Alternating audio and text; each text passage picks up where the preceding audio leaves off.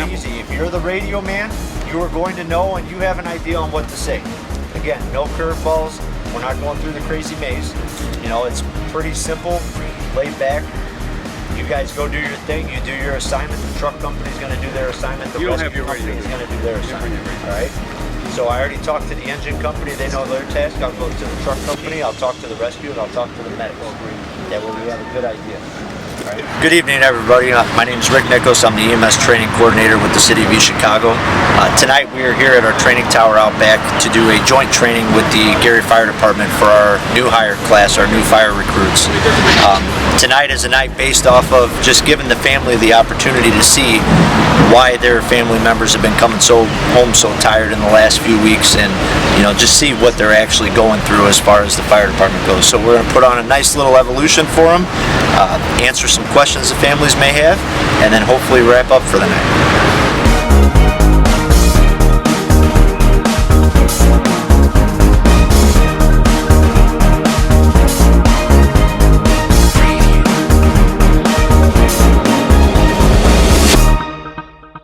How you doing? My name is Rob Grady. I'm with the Gary Fire Department. I'm the Chief of Training. We're here tonight for the candidate family night, so the families can come out and see what their spouses and boyfriends have been doing for the last 8 weeks in the academy. So tonight they'll get the opportunity to see them do some different evolutions for fire suppression, rescue, and also water supply. Thank you.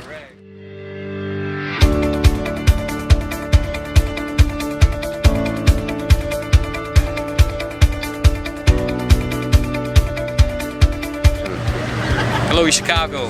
We're out here today, June 30th, 2020 with our East Chicago Fire Department and Gary Fire Department. It's a joint recruit class. This is the first time that we've worked our probationary firefighter training, our recruit training with the Gary Fire Department, and it's gone great. And what we're having here tonight is our candidates night. Gary Fire Chief John O'Donnell, he said, you know what, let's do a candidates night where we invite family to come out and see what exactly their sons and daughters have been doing for the past 8 weeks. And so what we're about to see this evening is a few evolutions, some drills that they've been working on while they've been in this recruit academy. So it's with great pride and pleasure on behalf of Mayor Anthony Copeland here in the City of East Chicago, this $250,000 training facility, all the new things that are going on here at Central Fire Station. Welcome and enjoy watching our recruit class, 2020 recruit class with the Gary Fire Department, the East Chicago Fire Department, put on some drills and show you what they've been doing for the last 8 weeks.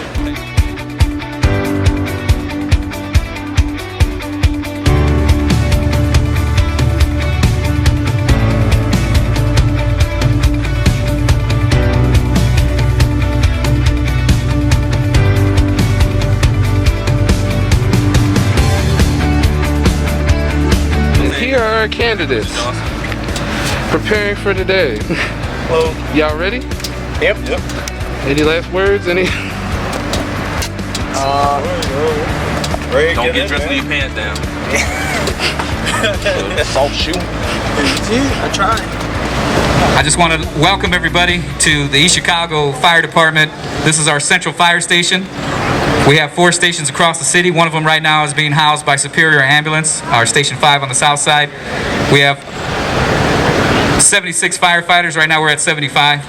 The East Chicago Fire Department, not only do we answer fire calls, but we assist on all the medical calls. Of course, we answer all of the other kind of calls that we get to serve people. And that's one of the biggest things that I want to get across to you all here as family that are here to watch your Gary and East Chicago recruits.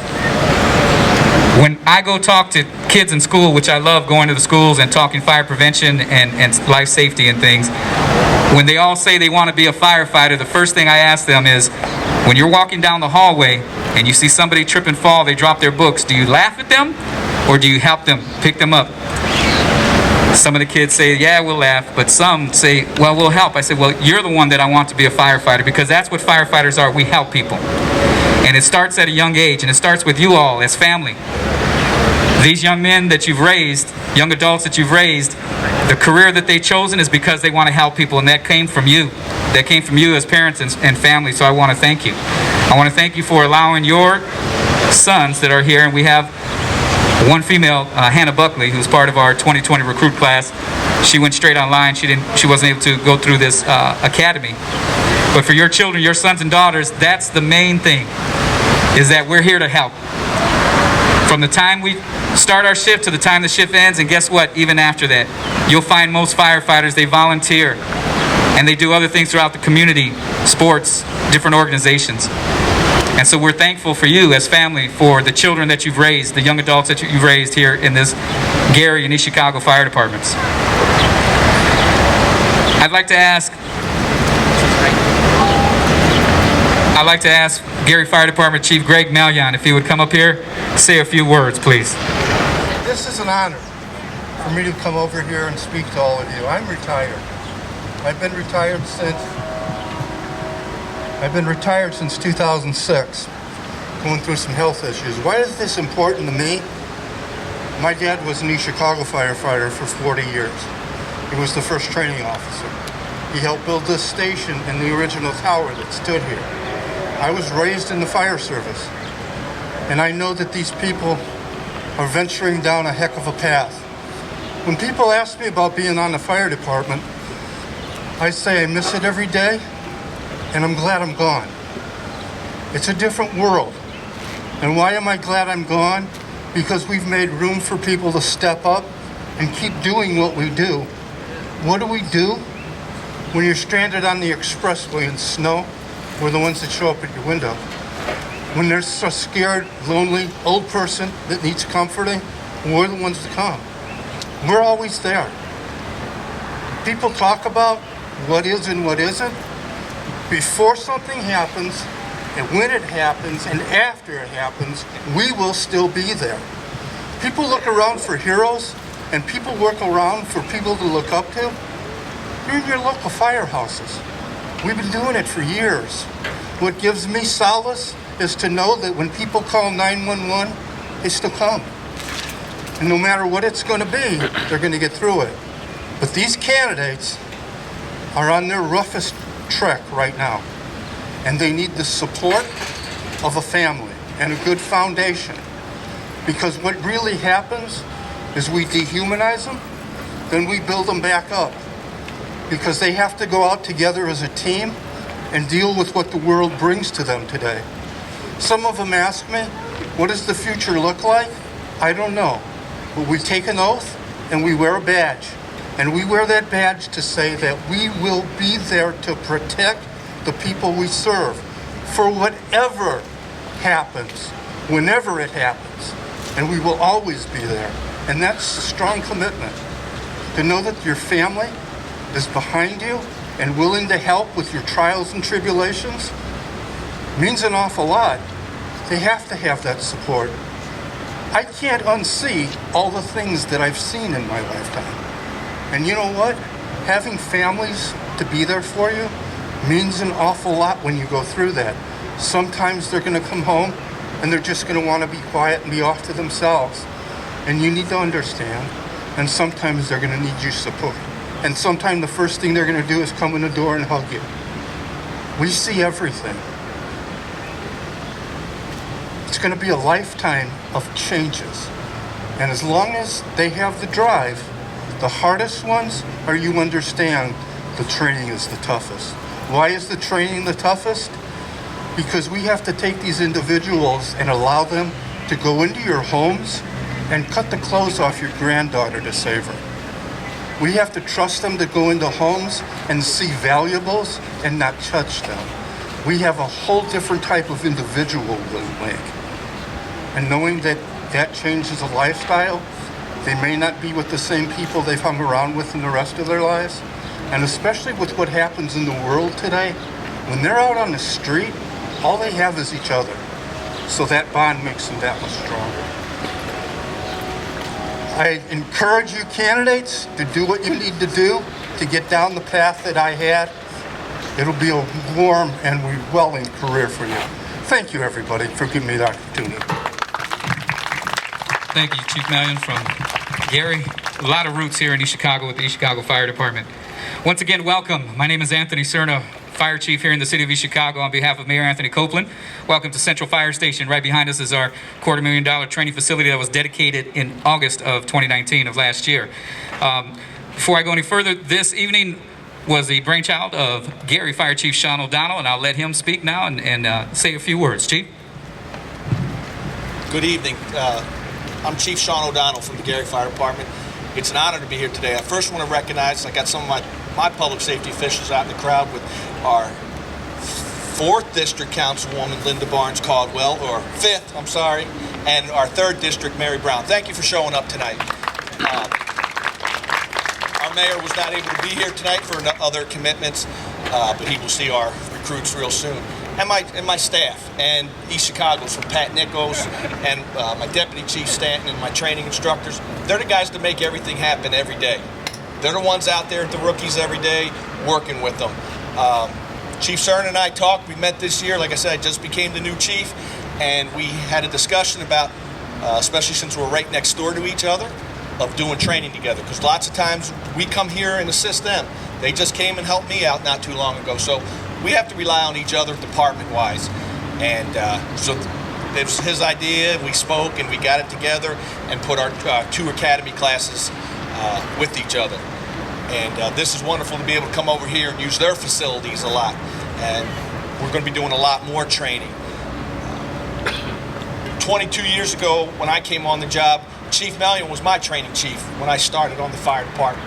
So now here I am. I never thought to be in this position 22 years ago.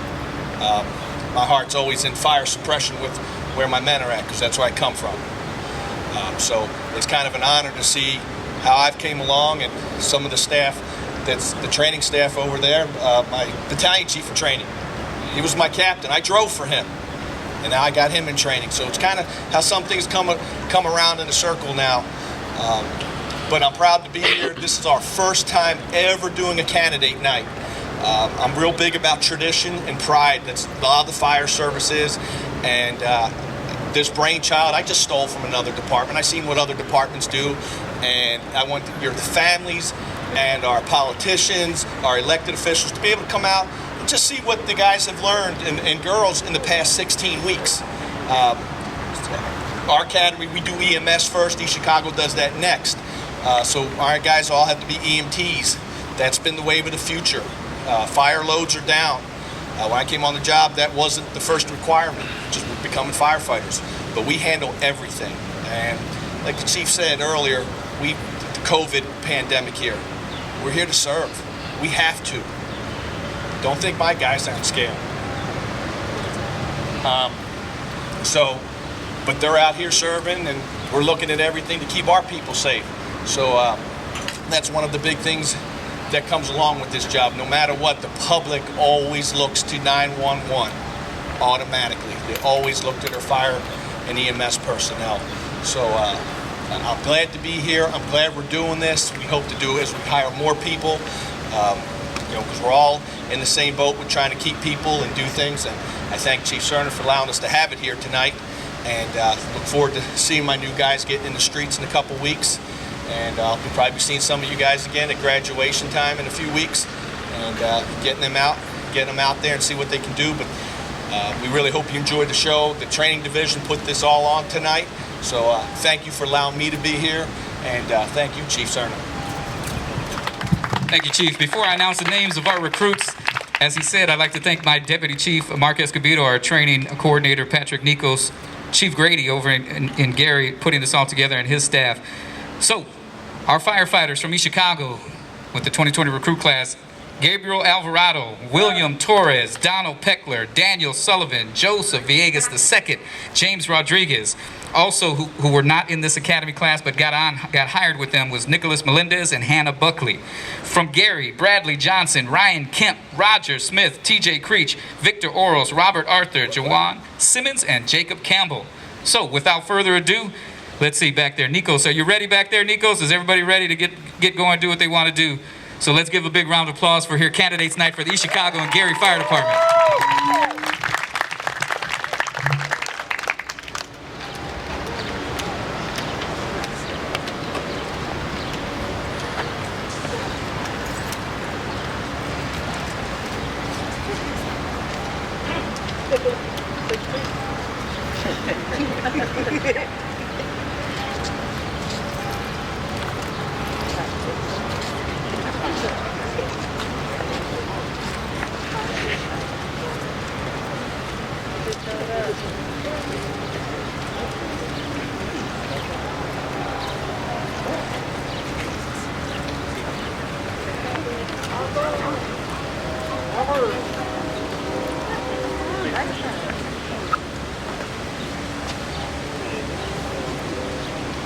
All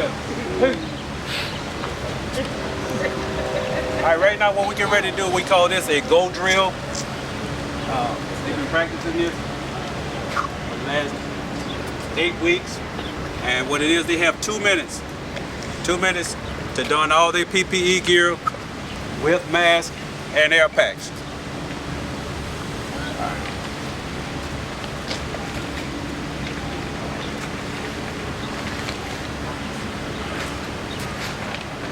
On my call, gentlemen. Go!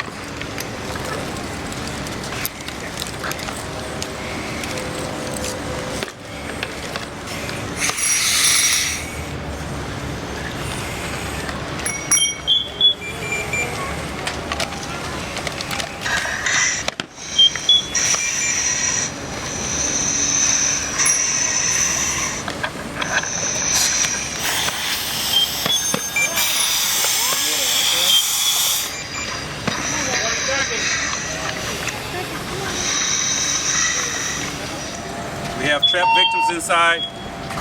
We also have a conscious victim upstairs that they're going to have to talk down the ladder. We got an engine company crew, we got a truck company crew, we have a rescue company, and we have medics on the scene. As you can see now, we're filling the destruction now with smoke. Gentlemen, take the truck company down there and take the shot.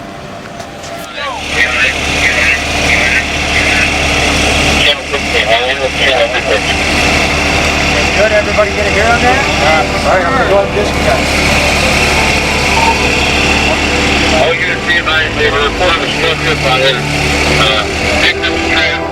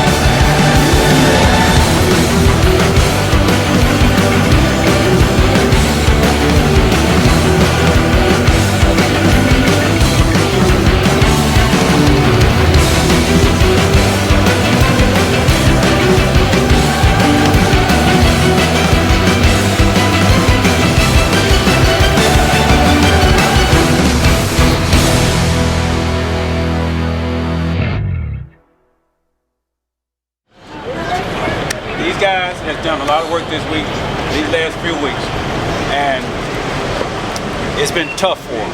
I told you guys this from the beginning that it was going to be tough, but they've endured. I'm proud of what we've accomplished with them. I hope that you are proud of what they have accomplished. But the job is not over. The task is not over. They have a few more weeks to go. Next week, they're going to actually get involved with live fire, where they would go into a live burn chamber, where there's real heat, there's real smoke, and they'll get to see what the temperature inside of those buildings will actually feel like. Again, this is a simulated incident here, controlled. But in a real life situation, those are not controlled environments. And I tell you, sometimes the outcome is not great.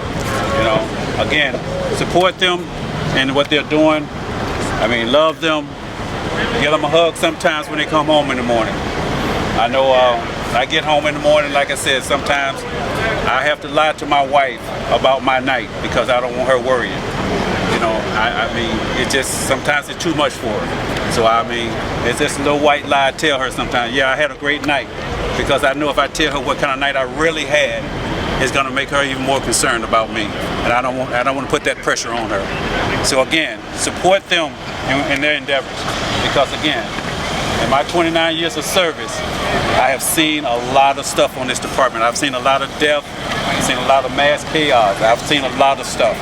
And what I'm trying to get them to understand is that this is what they chose to do. This is what, at some point in time in their career, it will happen. It's gonna happen. And that's the unfortunate. But again, they will be prepared for it. All right? Thank you guys. Thank everybody for coming out.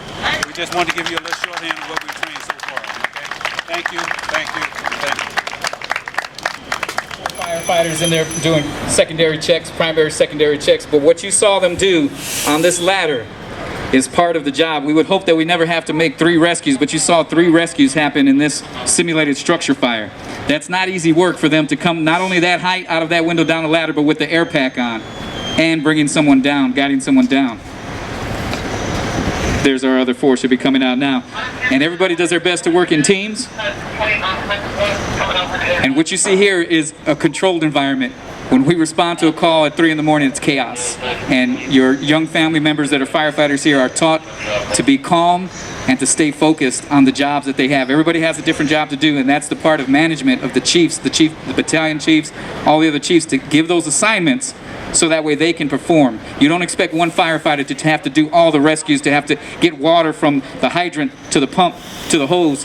Everybody has a job to do, and they work together in tandem. They're a team, and that's what we're trying to teach them, trying to train them. And what you saw right there was pretty spectacular. Let's give them another round of applause for all the work that they just did here.